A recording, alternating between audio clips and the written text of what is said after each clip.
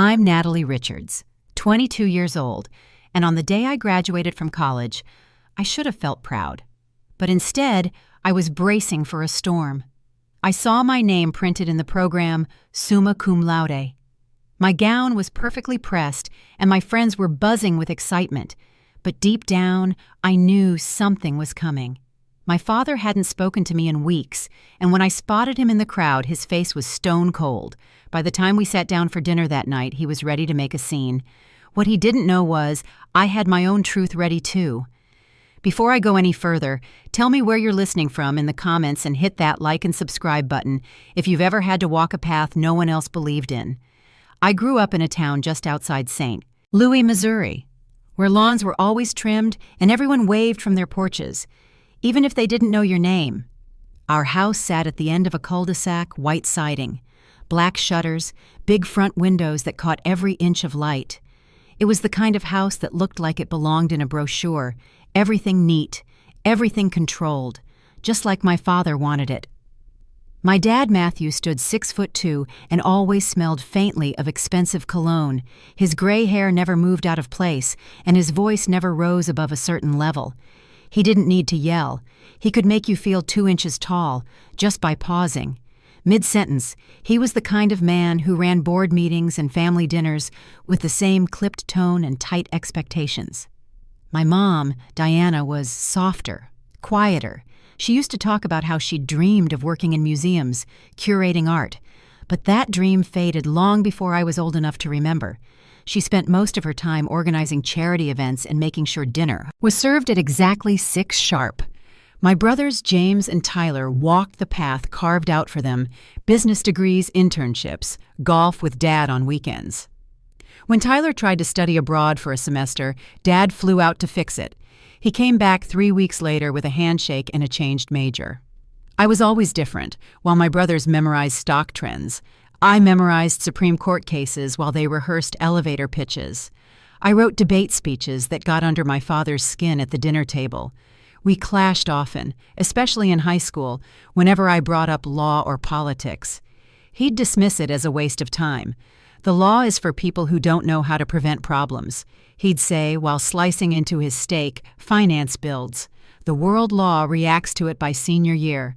I had the grades, the awards, and the drive. I applied to business programs like he wanted, but also to pre-law tracks.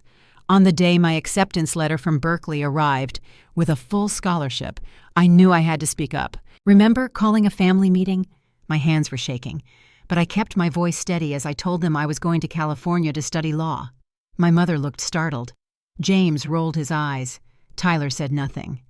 My father leaned back in his chair and said just one word, Berkeley, like it had a bad taste. Then he followed with 3 more pre-law California. And finally, I see there was no shouting, no slammed doors, just a cold calculation. Those funds were earmarked for a business degree, he said. If you choose this other path, you do it without my support. That night, Mom came to my room and handed me a small envelope. He doesn't know about this, she whispered inside.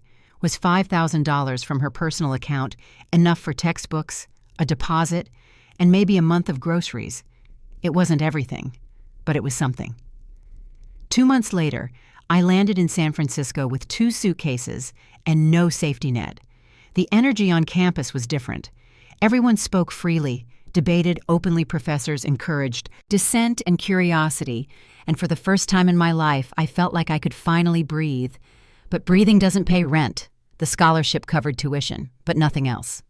The $5,000 went fast. I picked up 3 jobs and barely slept most nights. My tiny apartment had peeling paint and a drafty window, but it was mine. Stephanie, my roommate, made it feel like home with sticky notes and coffee. Rachel joined our circle, not long after, fierce and loud and brilliant, and then there was Marcus, who coded at night but loved to argue law with me over breakfast. We became a family, the kind built on encouragement and shared meals, not obligation and silent disappointment. Blood doesn't make family, Rachel used to say. Actions do, and I clung to that through every ignored email, every quiet birthday, every polite text from Tyler asking how I was without ever saying why he couldn't call. Still, I worked hard, studied harder, and when graduation came, I sent invitations to my family more out of habit than hope. 3 weeks later, I got a brief email from my mother. "Your father has a client meeting. We can't make it. I'm proud of you, love, Mom." It stung, but not enough to surprise me. My friends rallied hard. They planned t-shirts, brought flowers. Marcus's parents even said they'd adopt me for the day, and I told myself it would be enough. I didn't need them there. But on the morning of graduation, when I scanned the crowd out of habit, my heart stopped. They were there, all of them. Row 4 left side. Dad in his suit, Mom clutching her purse. James and Tyler, like bookends, standing tall and silent. I hadn't expected that, and I didn't know yet that by nightfall everything would change forever. I stood there in my gown diploma in hand as my family approached through the crowd. My mother was the first to reach me. She wrapped her arms around me and whispered, "I'm so proud of you," in a voice that trembled more than usual. Tyler offered a quiet hug and a smile. James stuck to a formal handshake. My father stayed just behind them, face unreadable hand extended, like we were meeting for a business transaction. He looked past the celebration, past my friends still taking pictures nearby, and said, "Congratulations, Natalie." I thanked him. "I thought you had a meeting today," I said. He gave a small nod. "Plans change." We didn't speak much more before Stephanie, Marcus, and Rachel came over, each bringing their parents with them. Introductions were made, and before long, Marcus's father announced, "Lunch is on us. Bayside Restaurant, we've got a big table reserved." My father looked like someone had stepped on his shoe, but my mother quickly chimed in, "How thoughtful. We'd be happy to join." The restaurant had big windows that looked out over the marina. We were seated near the back, close enough to hear the waves, but far from the larger, noisier tables. My friends' families chatted easily. My father stayed quiet at first, then slowly eased into questions that didn't feel much like conversation. "So Yale," he said, glancing at me over the rim of his water glass. "I thought Harvard would align better with serious career objectives." Rachel's mom smiled politely. "Yale is one of the top law programs in the country. Constitutional law," he added, turning back to me. "Still planning to focus on that." "I am," I said. "I'm looking forward to the coursework." He nodded once sharply. "Some might say corporate law offers more substantial opportunities, more practical outcomes." No one replied. The energy at the table dipped. Tyler tried to lift it again. "Natalie, tell them about your internship. What was the firm called?" "Goldstein and Parker," I said, adjusting my napkin. "We focused on corporate accountability cases." Marcus's mom leaned in. "That sounds impressive. Important work." My father's eyebrows rose just slightly. "Accountability," he repeated, drawing out the word like it didn't sit right. "Is that a euphemism for targeting successful companies?" "We investigate fraud and represent whistleblowers," I said carefully. "Cases where businesses misled clients or investors." I saw it then, just a flicker, the shift in his expression almost invisible, but I'd spent a lifetime watching his face for signs of approval or disappointment. This was neither. This was discomfort. He leaned back in his chair. "The business world relies on discretion and loyalty. Not everyone appreciates being second-guessed by recent graduates." I didn't answer. My hands stayed folded in my lap. We made it through the rest of lunch on surface-level conversation. My mother asked Rachel about Seattle. James nodded at things without adding much. The only person trying to bridge both worlds was Tyler. When we got up to leave, my father announced dinner tonight. Just us, 7 o'clock, Laurel Heights. It wasn't a question. It wasn't a request. At 6:45, I walked into the restaurant. My parents and brothers were already seated at a table in the middle of the main dining room. It surprised me he normally preferred private booths tucked away from attention. Laurel Heights was elegant, with polished wood floors and heavy linen napkins. Every other table was buzzing with families toasting graduates. I sat down and the waiter appeared immediately. My father ordered wine before asking anyone's preferences. He opened the evening the same way he had at lunch. Yale. Another 4 years on the opposite coast. One might think you're intentionally choosing distance. I'm choosing the best program for the work I want to do, I said. My mother added, Yale has an excellent reputation. He didn't respond to her. And what does this work lead to exactly? Constitutional law isn't known for high salaries. I'm not concerned with the salary, I said, trying to keep my voice even. The work matters more. You always did like abstract debates, he said, cutting into his steak. But education is an investment. 4 years should yield tangible outcomes. It already has, I said quietly. James cleared his throat. How's your roommate doing, Stephanie Wright? She's taken a job with a climate institute. My father raised his eyebrows. Another idealist? You certainly found your people out here. No one laughed. I tried to change the subject. I spoke about a clinic project where we helped local tenants avoid eviction. I kept my tone neutral. My mother smiled gently. My father put his fork down. Noble perhaps, but not sustainable. The legal profession isn't a charity. Some of us use our skills to help people, not just build personal wealth. He stared at me. And what exactly do you think I've done? I didn't answer right away. Tyler shifted in his chair. James looked down. You've made it clear you don't approve of my choices, I said, but I've worked for everything I've achieved. 3 jobs, scholarships, no shortcuts.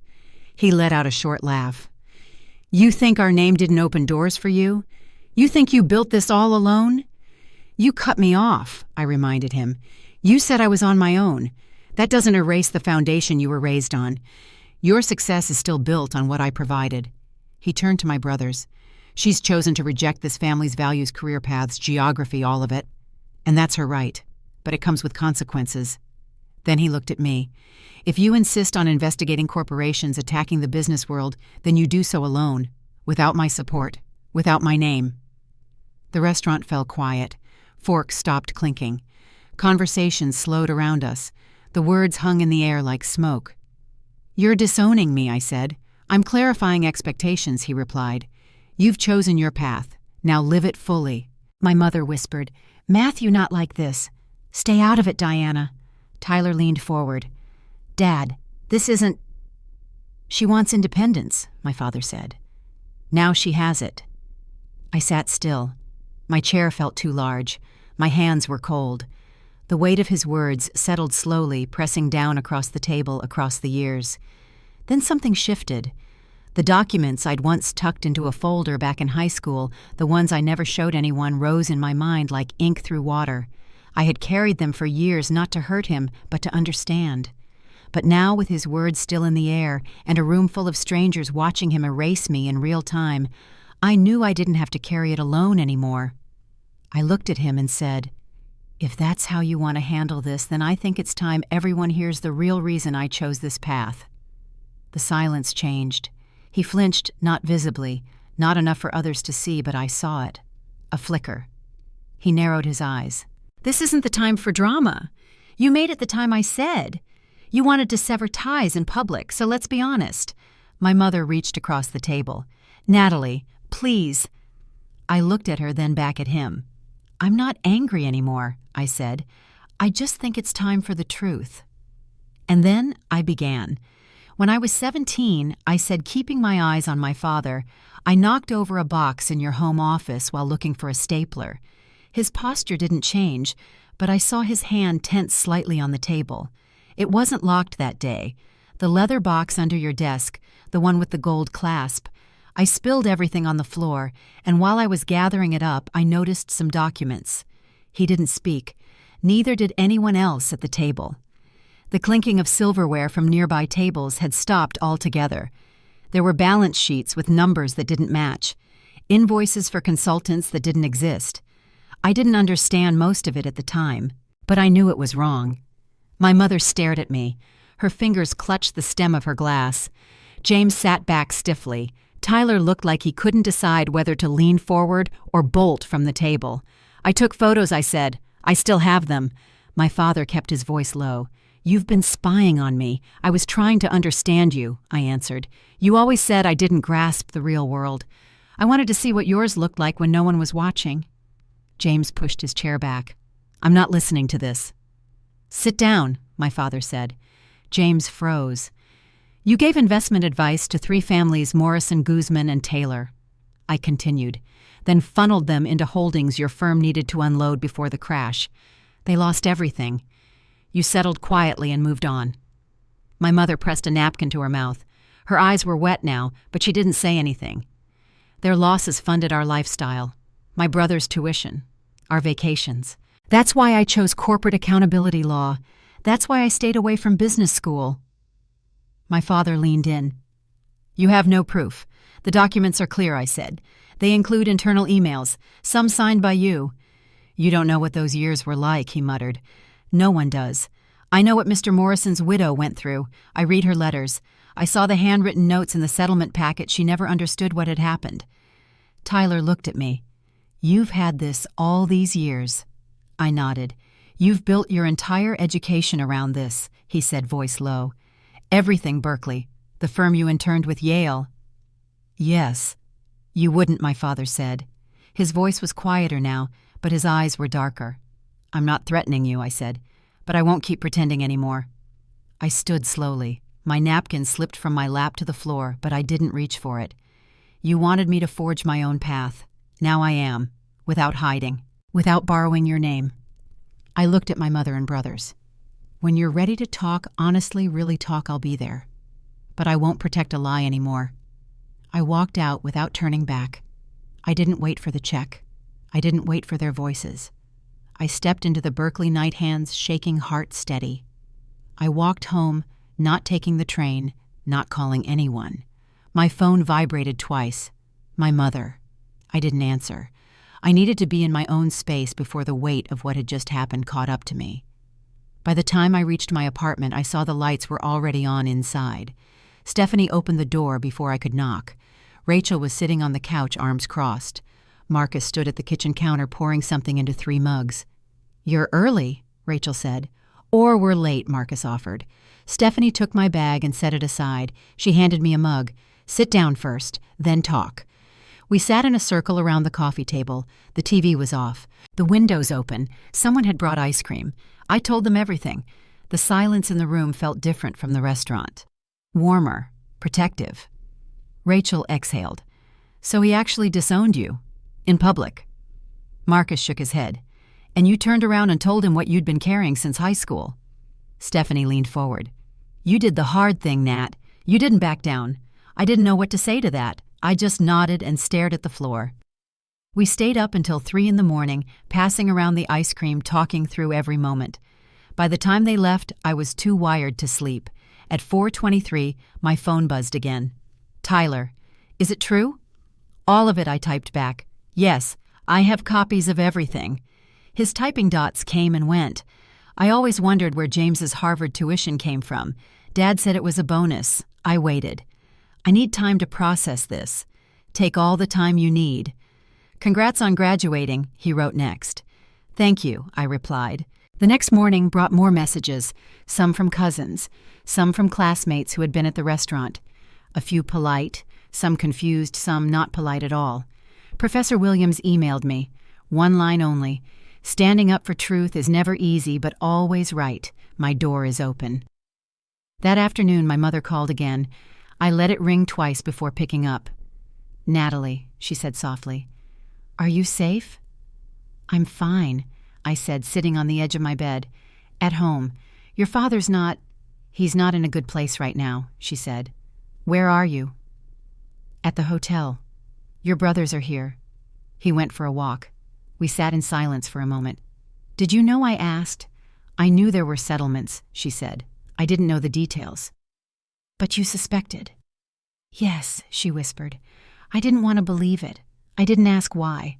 I already knew. Keeping quiet was easier than upending everything. I'm not going to the press, I told her. And I'm not going to the authorities. Not now. But I won't lie if someone asks me. There was a long pause. I understand, she said. That night my friends came over again. No ice cream this time, just quiet company. The news spread quickly. By the next evening I got a text from Stephanie. You need to see this. She held out her phone. The headline read, Westridge Capital CFO, Steps Down Citing Family Priorities. My father had resigned. The move was fast, strategic. He was trying to get ahead of whatever story might come next. Are you okay? She asked. I paused before answering. I think I am, I said. And I meant it. The next morning my phone rang again. My mother's name flashed on the screen. I almost didn't pick up, but something in me hesitated. Natalie, she said, her voice quieter than usual. "Your father's flying back to Chicago this afternoon. James is going with him. Tyler and I are staying an extra day. He wants to talk to you, so do I." Not over the phone. We agreed to meet at a small cafe across town. I arrived early and took a booth near the back. The place was nearly empty, just a couple of students studying and a man reading the paper near the window. A few minutes later, I saw them walk in. My mother's shoulders looked smaller somehow. Tyler gave me a brief nod and slid into the seat across from me. "I ordered tea," my mother said, settling in beside him. "I wasn't sure if you'd want anything." "I'm okay," I said. Tyler looked like he hadn't slept. His hands were clasped tightly on the table, knuckles pale. My mother leaned forward slightly. "He's meeting with the firm's legal team," she said. "He's worried you might go public." I waited a moment. "Did he deny it?" Tyler glanced at her, then back at me. "Not to us. He tried at first. But when I pushed, he didn't say much. Just that we didn't understand the pressures of the time. That he did what was necessary."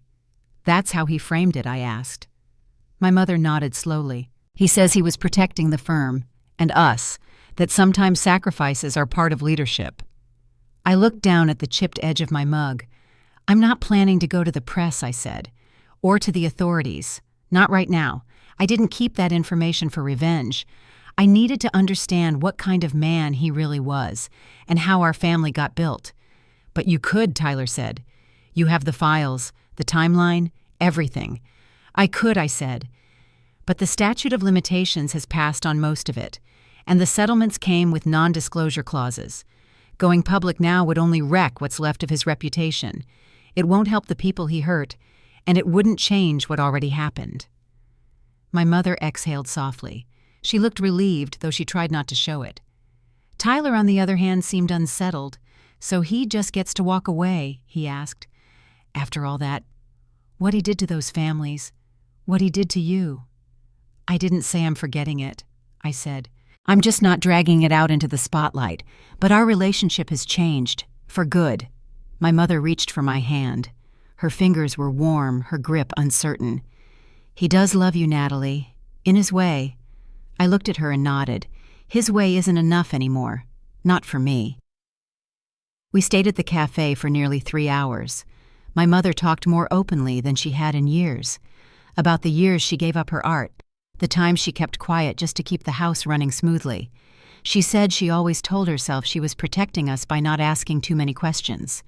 Tyler shared his own doubts, how he'd started second-guessing things long before that dinner, how he'd taken the job at the firm because he didn't know what else to do. But now he wasn't sure he could go back. "I don't know if I believe in it anymore," he said. "Any of it." We left the cafe just before sunset. My mother hesitated outside the door. "James is angry," she said.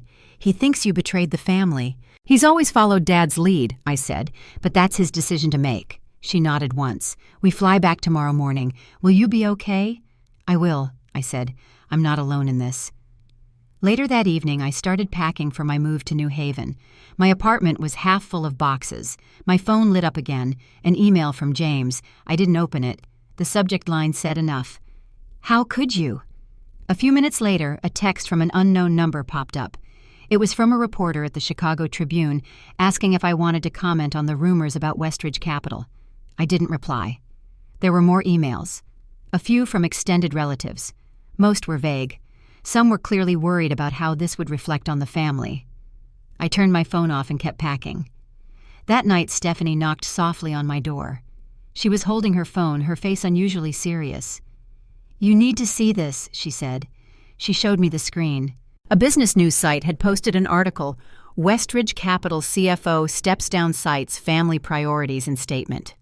It had only been 48 hours. "He's trying to control the story," Stephanie said. "Get ahead of it." I nodded. "Are you okay?" she asked. I sat down on the edge of my bed. "Yeah," I said. "I think I actually am." It was late afternoon when I heard the knock. I wasn't expecting anyone. I opened the door and found Tyler standing in the hallway with a suitcase by his feet and a plant in his arms. "Housewarming," he said, holding up the ceramic pot. The girl at the shop said even a cactus couldn't kill this one. I stepped aside to let him in. He looked around the apartment, slowly taking in the books already on the shelves and the kitchen still half unpacked. "This is really nice," he said. "Good light. Are you staying nearby hotel downtown?" He nodded. "I'm only here for one night. I start in Boston next week." I raised an eyebrow. "Boston." He sat down on the couch and rested the plant gently on the coffee table. "I left the firm," he said. "Told Dad last week. He took it about how you'd expect." I sat across from him and waited. He said I was throwing away the name, that I'd regret it, but I told him I couldn't keep showing up pretending like nothing happened. "What are you doing in Boston?" I asked. "I took a job with a firm that focuses on ethical investing," he said. "They also have a foundation. It helps families who've been misled by predatory finance practices. It's not exactly redemption, but it's a step." I didn't say anything right away. He looked different somehow. Not lighter exactly, but more certain. "I didn't come to talk about me," he said after a moment. "Mom asked me to bring you something." He reached into his bag and pulled out an envelope. I didn't open it just yet. I waited. "She moved out," he said. "She's staying with Aunt Patricia for now. But she's looking for her own place." He paused before adding, "She's different, Nat. She's quieter, but also braver. She signed up for art classes, said she hadn't picked up a brush in 20 years. I set the envelope on the table beside the plant. "She wanted to call you," he added, "but she wasn't sure if you'd still want to hear from her." "I was never angry with her," I said. "I just didn't know what she knew." I think she didn't know everything he said, but she knew enough. And she didn't ask questions because she thought it would break things that were holding together by threads. He looked around again. "This feels like a fresh start." "It is," I said. We sat quietly for a few minutes.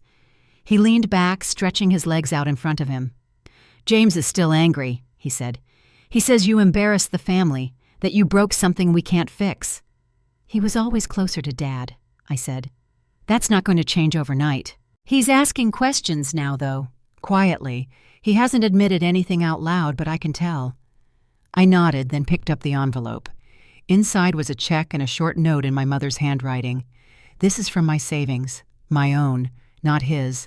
I should have supported you from the start. Maybe this helps in some small way. I'm proud of you. Love, Mom." I folded the letter and placed it in the drawer by the window. Not because I was hiding it, just because I wanted to keep it close. Tyler stayed for dinner. We didn't go out. I made pasta from what I had in the pantry, and we ate at the table surrounded by half-open boxes. After he left, I stood at the door for a long time, just listening to the hallway settle back into quiet. Orientation started the following Monday. I spent the week adjusting to the pace of Yale, faster, sharper, more layered than Berkeley had been. My calendar filled quickly. Study groups, seminars, coffee meetups with classmates I barely remembered meeting. The highlight of the week was Professor Harrington's course. Her name carried weight in every room. She didn't raise her voice, didn't need to. She let silence stretch until someone answered their own question. One day after class, she asked me to stay back. "You think in layers," she said, "not just theory. There's experience in your questions." "My background's a little different," I said carefully. She nodded. "Good. The best legal minds come from messy places. That's where the truth lives." Outside the lecture hall, the courtyard was filled with students laughing, crossing paths, disappearing into hallways. I walked slowly back toward my apartment, letting the late afternoons settle around me. The next few weeks passed in quiet rhythm. My mother started calling every Sunday. Sometimes we spoke for half an hour, sometimes less. She talked about her new apartment in the Arts District, the canvases she was slowly starting to fill again, and the group therapy class she'd signed up for. "I'm not sure I belong there yet," she said once. "You do," I said. "And you don't have to be sure right away." James called for the first time 2 months after graduation. He didn't apologize, but he didn't shout either. I'm still trying to make sense of everything he said, but I miss you. We started exchanging short messages every couple of weeks. Nothing deep yet, just a slow rebuild. I didn't hear from my father, not directly. I heard updates through my mother or Tyler. He had taken a consulting position, smaller role, fewer clients. He moved into a quieter part of the city. According to Tyler, he still told people he had made the right call back then, that he had protected his firm. I didn't expect an apology, but I didn't need one. Not anymore. There was a new quiet in my life now. Not silence, but peace. The leaves had started to turn in New Haven by the time the story began to spread beyond my family. It started slowly, an email forwarded to me by a classmate from someone in their law firm network. Then another, this one asking if I had any insight into Westridge Capital's restructuring. A journalist from a business podcast reached out the following week. I didn't respond to any of them. One morning I opened my inbox and found a message from a partner at Goldstein & Parker, the firm where I'd interned. "We've heard rumblings about your father's former firm. If you ever feel like talking off the record or otherwise, we're listening." I closed the email and sat still for a long time. Then I went for a walk. The path through Edgerton Park was mostly empty that time of day. I walked until the sidewalk ended and the trees filtered the light just enough to mute everything else. I didn't feel regret. Not for what I'd said at dinner, not for the way I'd said it. But the ripple effects were larger than I'd imagined, and not just for my father. A few days later, I got a call from Tyler. I looked them up, he said. The families. Morris and Guzman Taylor. His voice was steady but quiet. The Taylor family recovered. They're stable now. The Guzman daughter still hasn't gone back to school. And Mrs. Morrison, she's still struggling. Financially. Emotionally. Her husband died not long after the settlement. I didn't say anything right away.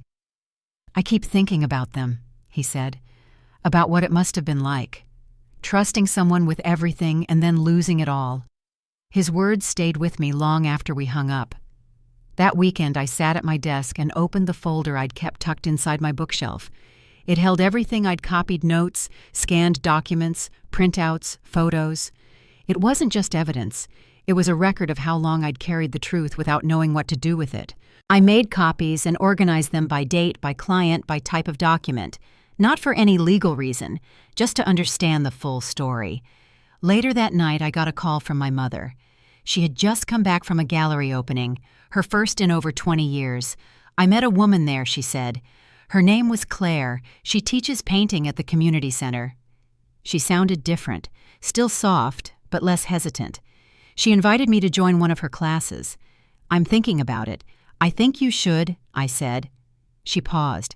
"Your father still insists it was all legal, that it was just part of the business.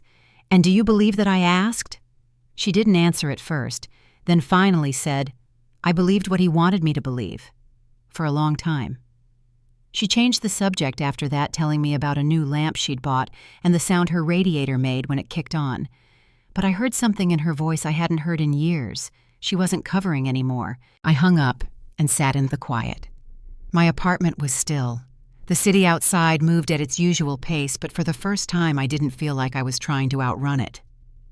2 days later, I met with Professor Harrington during her office hours.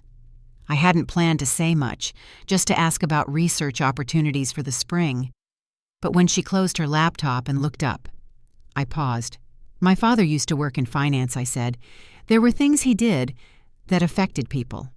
She nodded, waiting. "I found out years ago. I didn't know what to do with it then, but now I think I understand why I kept going, why I chose this work. You don't have to carry it alone," she said. "Use it, let it shape your clarity, but don't let it be the only thing that defines you." I walked out of her office feeling something shift. I wasn't there to run from the past. I was there to build something else. That night I called Tyler again. I went through the files, I said, all of it. "And I've been thinking, yeah, I think it's time we do something more. Like what I don't know yet. But we owe those families more than silence." Tyler didn't answer right away. Then he said, "I'll help." As we ended the call, I knew the next part of this wouldn't be easy. But it would be honest. And that for the first time felt like enough to begin with.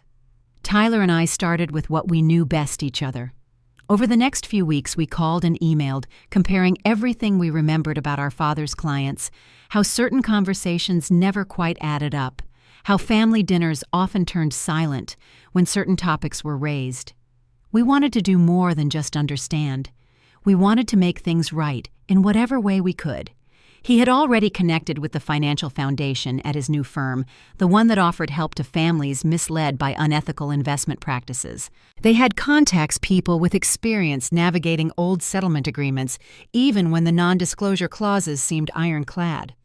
Tyler worked through official channels checking what was possible, learning how other families had managed to get support without ever going public. I put together a packet with copies of the documents I'd saved, including the timeline, the names, and the evidence that showed which families were impacted and how. It wasn't about prosecution now. The deadlines for criminal action had come and gone. But it was about repair. It was about truth. I reached out to Marcus, who now worked as a paralegal at a legal aid office in the Bay Area. I asked if he knew anyone with experience in revisiting financial settlements and supporting victims even informally. He connected me with a lawyer named Anna Foster. Anna specialized in helping families make sense of the legalese and fine print that too often kept them from ever moving forward. She wasn't interested in headlines, she was interested in healing. I sent her a detailed email and offered to meet by phone or video. She called the next afternoon, her tone steady and no nonsense. She said, "I can't promise anything, but I can listen and I can give them options." She explained that in some cases foundations could offer direct grants or resources if the families could show financial harm, even if a legal claim was no longer possible. Sometimes just being heard matters, Anna said. Most people just want someone to acknowledge what happened. It took a few more days to gather the details. Tyler spoke to his firm's foundation director, who confirmed they could discreetly offer assistance to families who fit certain criteria. No public statements, no press, just support. Anna drafted gentle, carefully worded letters to each of the families we'd identified. She explained that a group of people who cared about their case had put together documentation and wanted to help connect them with resources if they were open to it. The letters didn't mention me or Tyler by name. They only offered a chance to talk. We waited. The days felt long even as classes picked up and autumn in New Haven slipped toward cold. One evening, Anna called to say that Mrs. Morrison had responded. She wanted to meet. She'd never truly recovered from the loss, and the years since had been marked by financial struggle and a constant sense of betrayal. Anna said she listened for almost an hour as Mrs. Morrison described what it was like to lose her home, her security, and her faith in people she'd trusted. The following week, the Guzman family replied as well. Their daughter was living at home working part-time. She hadn't returned to college, but she was hoping to re-enroll the next semester if they could afford it. The Taylor family didn't respond, but Anna promised to keep the door open. Tyler called me after his first conversation with the foundation. "We're going to be able to get the Morrisons a grant.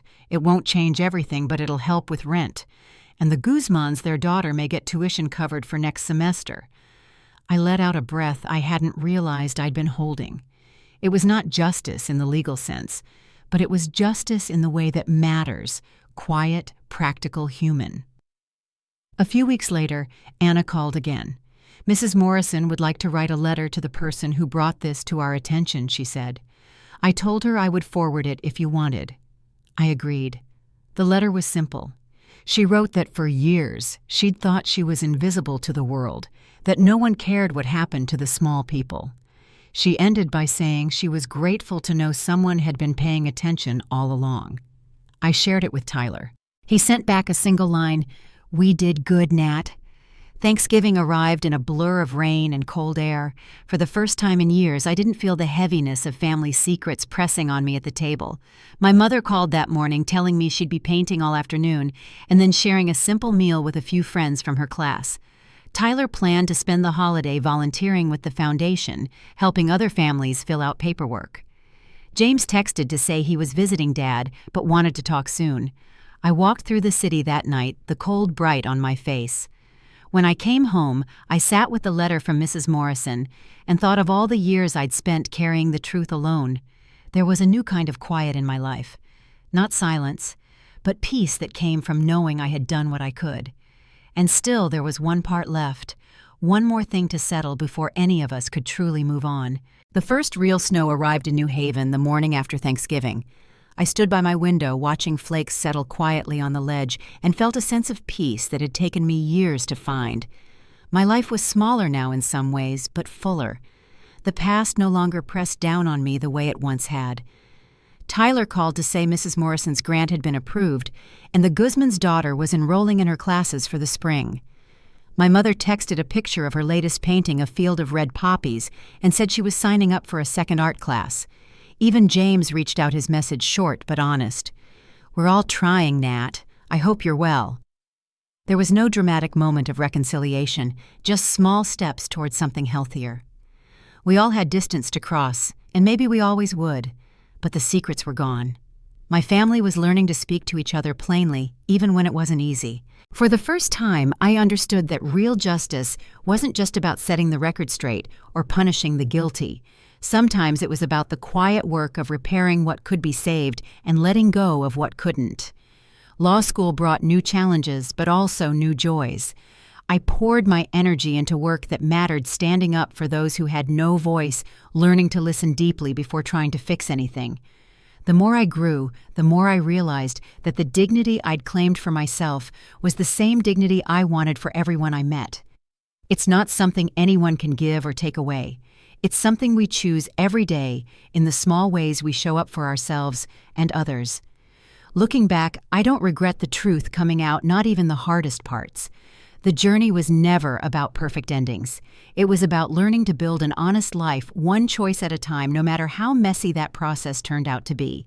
So, if you've made it this far with me, thank you for listening. I hope my story reminds you that your worth isn't measured by anyone else's rules, not even family. The life you build with honesty and kindness is the only one that truly belongs to you.